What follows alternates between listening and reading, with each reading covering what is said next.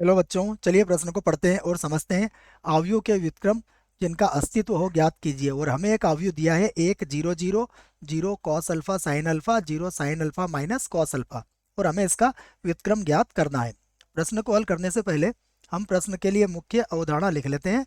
तो इस प्रश्न के लिए मुख्य अवधारणा जिसकी सहायता से हम इस प्रश्न को हल करेंगे, मुख्य अवधारणा में हम व्युत्क्रम आव्यूह ज्ञात करने का सूत्र लिखने वाले हैं। हमें सूत्र याद होना चाहिए कि ए का व्युत्क्रम बराबर होता है 1 बटा ए का सारणिक गुणा गुणा होगा एडजॉइंट ए। और ध्यान रहे कि यहाँ पर जो सारणिक ए होगा ये कभी भी 0 के बराबर नहीं होगा। यदि ये 0 के बराबर होगा तो फिर ए के व्युत्क्रम का अस्तित्व नहीं होगा। इस बात को आप याद रखिएगा। आइए, हमें जो अवयव दिया गया है हम इसे भी ए के बराबर ही मान लेते हैं। तो माना हमारा जो अवयव है वो ए के बराबर है। तो ए बराबर है हमारे पास हो चुका है 1 0 0, उसके बाद 0 कॉस अल्फा माइनस प्लस का ही साइन अल्फा है बच्चों, उसके बाद 0, उसके बाद साइन अल्फा और माइनस का कॉस अल्फा। सबसे पहले हम इसका सारणिक निकालेंगे। तो मैं यहाँ पे इसका सारणिक लिख देता हूँ। ए का सारणिक सारणिक लिखेंगे तो इसको इस प्रकार से लिखेंगे, ये होगा 1 0 0, उसके बाद 0 कॉस अल्फा, यहाँ पर होगा साइन अल्फा, उसके बाद 0, ये हो जाएगा साइन अल्फा और माइनस का कॉस अल्फा।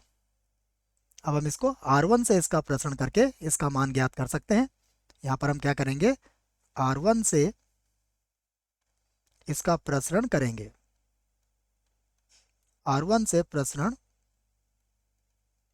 करने पर जब इसका R1 से प्रसरण होगा तो ये बराबर होगा, देखिए सबसे पहले 1, अब 1 की सीध में आने वाली पंक्ति और स्तंभ को हटा देंगे तो कॉस का गुणा कॉस से करेंगे तो ये हो जाएगा माइनस का कॉस स्क्वायर अल्फा, फिर माइनस साइन अल्फा का साइन अल्फा से करेंगे तो ये हो जाएगा साइन स्क्वायर अल्फा।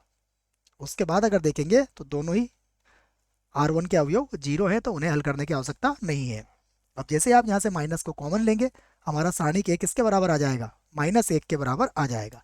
तो यहाँ से लिख देता हूँ मैं कि हमारा जो सारणिक ए आया ये किसके बराबर आया, -1 के बराबर है, अर्थात यह 0 के बराबर नहीं है। इसलिए ए के व्युत्क्रम का अस्तित्व है। हमें ए इनवर्स का लिखना पड़ेगा यहाँ पर। इसलिए ए के व्युत्क्रम का अस्तित्व है, अस्तित्व है। अब यदि अस्तित्व है तो हमें क्या निकालना पड़ेगा, इसका एडजॉइंट ज्ञात करना पड़ेगा। एडजॉइंट ज्ञात करने के लिए हमें सबसे पहले यहाँ पर लिख लेते हैं हमें कुछ अवयव निकालना पड़ेंगे जिसे हम कहते हैं, यहाँ से हम लिख लेते हैं इसको। सबसे पहले हम लिखेंगे A11, ये सहखंड लिख रहे हैं बच्चों। फिर सहखंड से जो मैट्रिक्स सारणिक अवयव बनेगा उससे फिर हम उसकी सहायता से सहखंडज भी ज्ञात करेंगे। तो मैं यहाँ पर लिख देता हूँ। सबसे पहले हम इसको निकालना सीखेंगे। यहाँ पर लिखूंगा मैं A11, यहाँ पर हो जाएगा A12 और यहाँ पर हो जाएगा A13। उसके बाद यहाँ पर हम निकाल लेंगे A21, यहाँ पर लिख देंगे हम A22 और यहाँ पर लिख देंगे हम A23। उसके बाद यहाँ पर निकालेंगे हम A31, यहाँ पर निकालेंगे A32 और यहाँ पर निकालेंगे हम A33। याद रखें, आपको पता होगा यदि एक और एक को जोड़ने पर सम संख्या आएगी तो यहाँ प्लस का चिन्ह आएगा। यदि 1 और 2 विषम संख्या है तो यहाँ माइनस का चिन्ह आएगा। 1 और 3 सम संख्या है तो प्लस का चिन्ह आएगा। 2 और 1 3 है विषम संख्या है तो माइनस का चिन्ह आएगा। 2 और 2 4 सम संख्या है तो प्लस आएगा।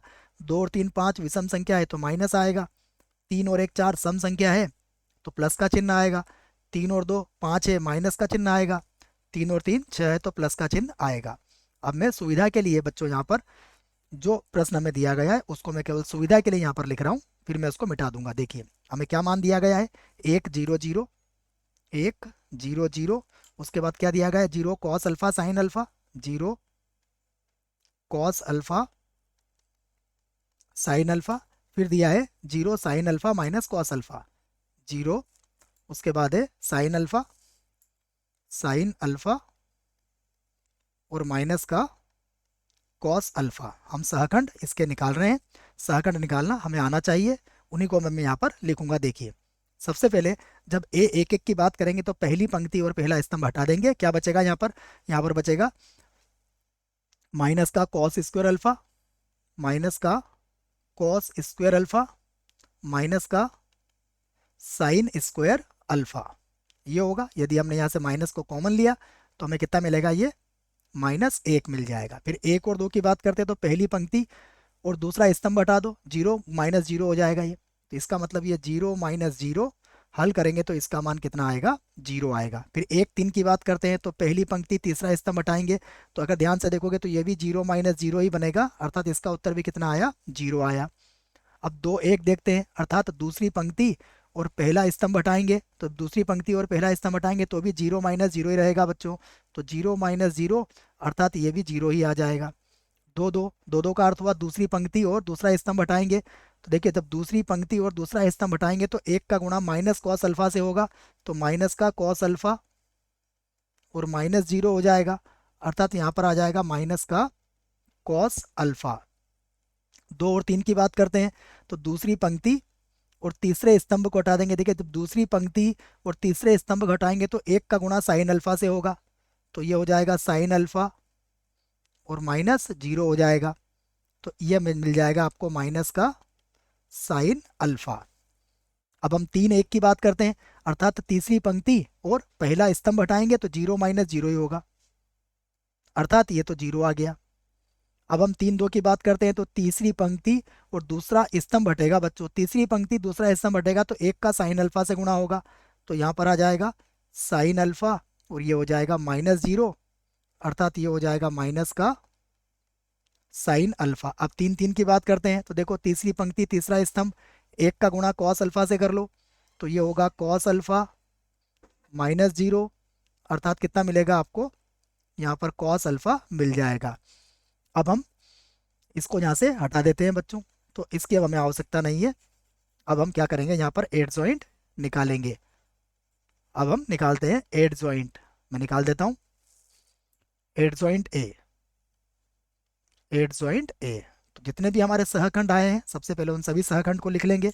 देखो पहले आया है -1 0 0, माइनस का 1 0 0, फिर आया है 0 minus cos alpha minus sine alpha, 0 minus का कॉस अल्फा और माइनस का साइन अल्फा। उसके बाद आया है 0 माइनस का साइन अल्फा, 0 माइनस का साइन अल्फा और प्लस का कॉस अल्फा, प्लस का कॉस अल्फा। और इसका क्या लेना पड़ेगा हमें, इसका लेना पड़ेगा परिवर्त, इसे मत भूल जाना आप, परिवर्त की भी हमें यहाँ पर जरूरत पड़ेगी, तब जाके हमें एडजॉइंट इसका प्राप्त होगा।